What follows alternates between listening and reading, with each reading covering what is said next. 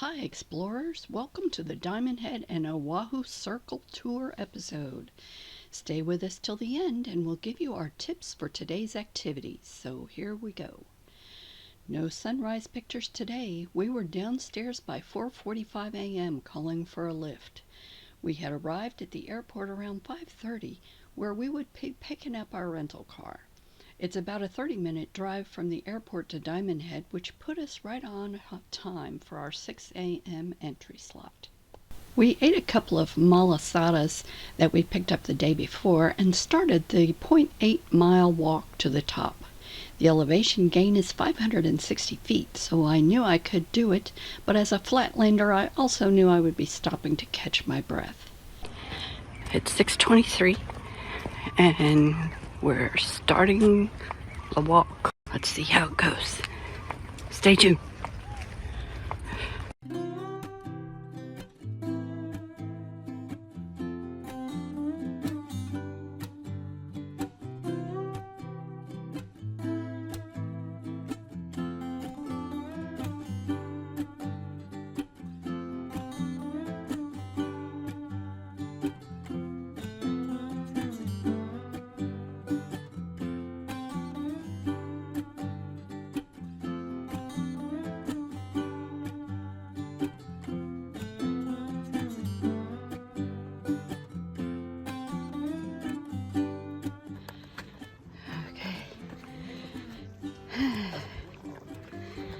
Continuing on.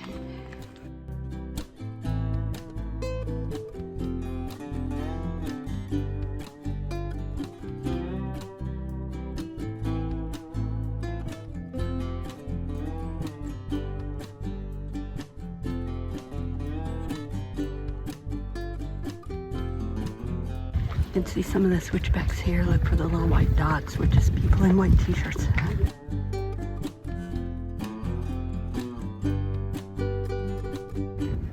We're at a viewpoint now. You can see here where we drove in. Now we're, I don't know, halfway up. It's a great view.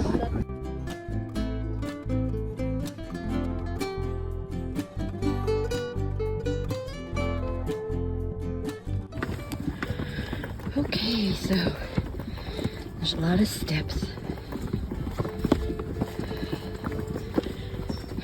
And then after this, we're gonna go right.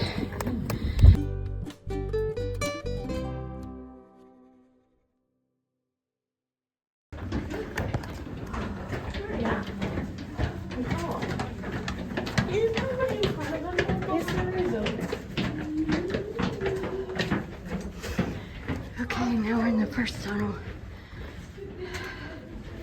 See you at the end. It's opening up.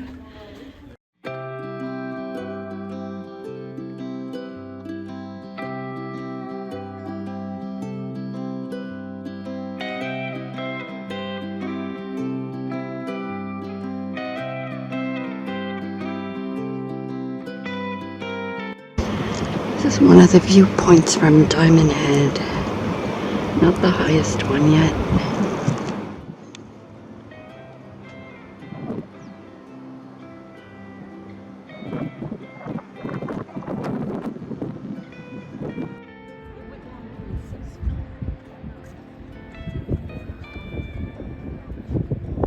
We're almost there. A little further to go. There's the crater. We're at the very top now.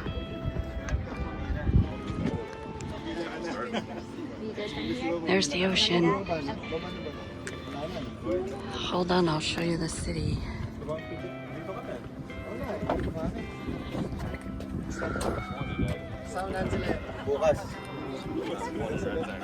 Beach.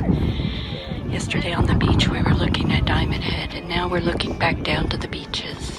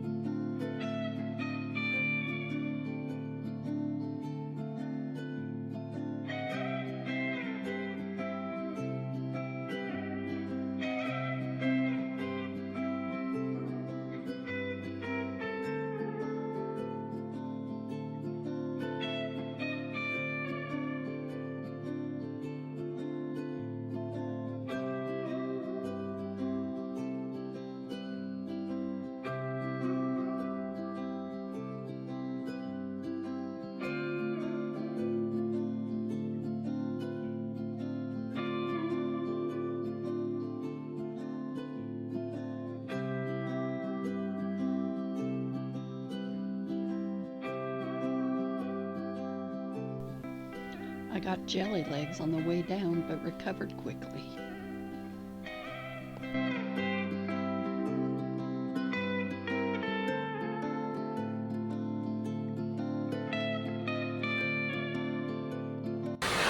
Okay, we just finished. It is 8:23, which is 2 hours since we started. This is the tunnel leaving Diamond Head.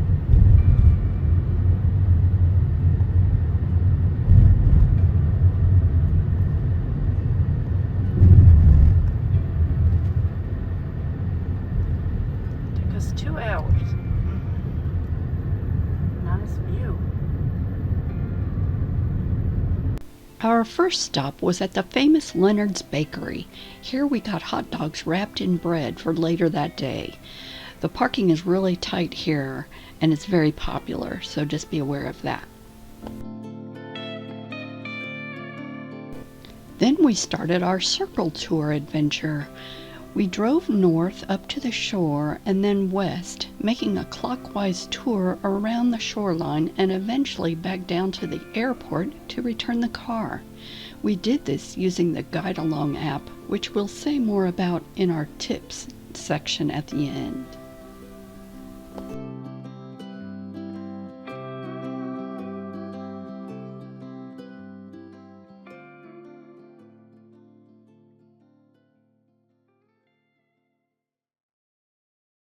Of Haleiwa, and then along the beach to point out some of those famous surf breaks. The really big waves usually happening during the winter months, when Pacific storms create. Surprised at just how tame the surf is. But don't let that fool you.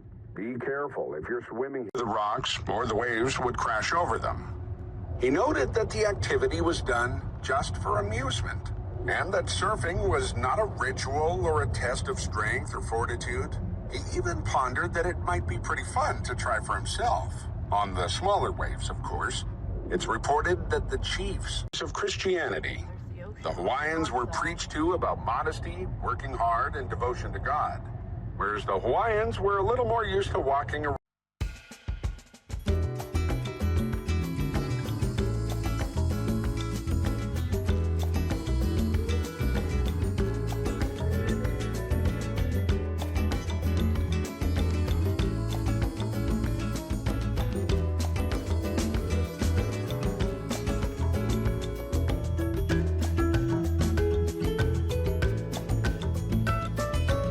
If we need a snack or some water, then feel free to stop in anywhere along here.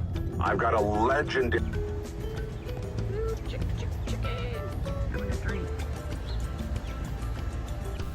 We had read that Matsumoto Shave Ice was a highly recommended stop, so of course we had to try that. The Guide Along app suggested we try one with azuki beans, so we did. It wasn't bad, but it wasn't the experience I was expecting, as reviews rave about this stuff. So I resolved to try Shave Ice again, as you will hear about on another island. Okay, we went to Matsumoto's. I got tropical with ice cream and beans, and Michael got pina colada with ice cream and beans.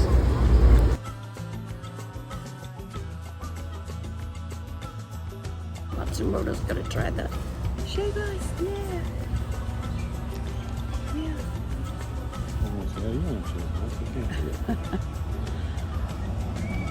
Well.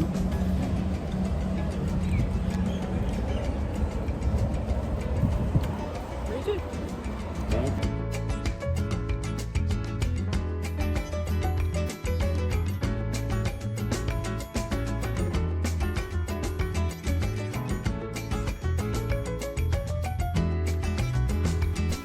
The next stop could have been the Waimea Valley Visitor Center. We weren't sure what was here, but now I think we should have inquired further. I hear the gardens are beautiful.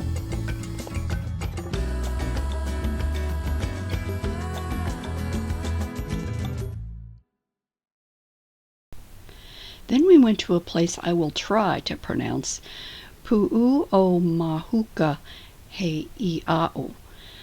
translated as the Hill of Escape, perhaps because volcano goddess Pele jumped from here to the neighboring island Molokai after feuding with her sister. This sacred site served as a place of worship, ceremony, and connection with the spiritual realm for the native Hawaiians. The views here are beautiful.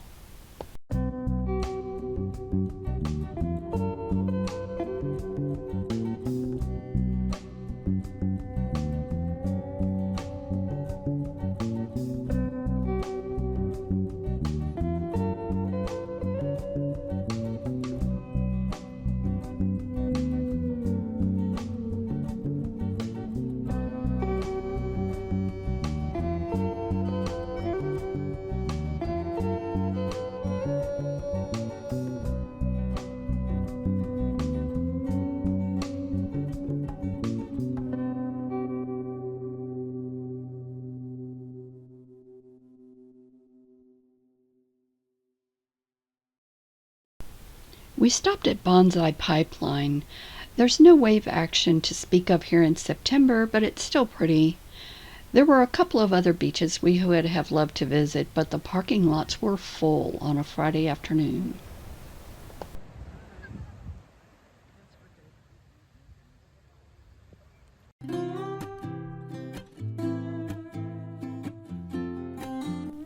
The sea arch at this wayside park was something we were looking forward to seeing, and it didn't disappoint. I could watch the blue waves crashing on the rocks here for a long time. There's very little parking, but when we were here, people were not staying long.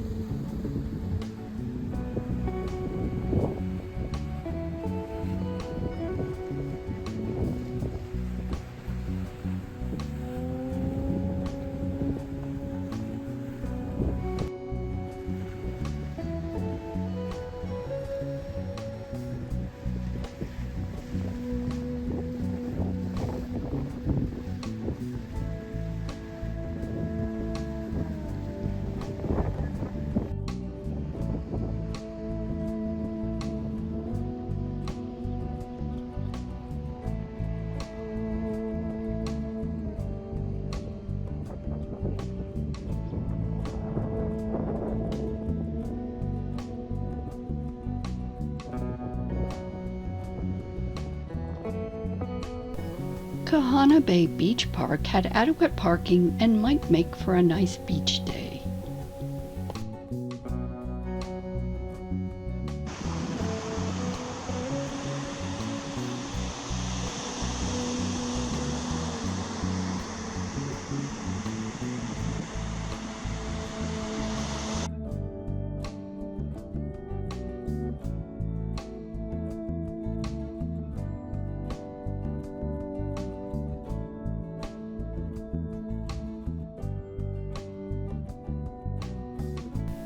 The Kualoa Regional Park had plenty of parking and would make a nice place for a picnic or a beach day.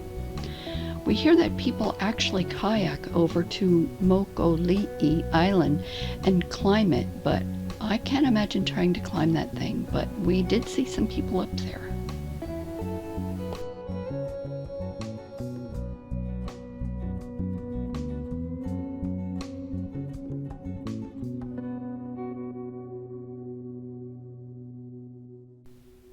Next, we stopped at Tropical Farms for macadamia nuts. This was a fun stop, as there were several flavors of macadamia nuts that you were free to sample. We could not pass up buying the coffee flavor. Personal reflection in the meditation pavilion. If you are a fan of the Lost TV series, you may recognize the temple in the grounds here. The temple was used as the location to flash back to Jin and Sun's marriage on the bridge. We stopped at Walmart on the way to drop off the car. They had a lot of souvenirs there.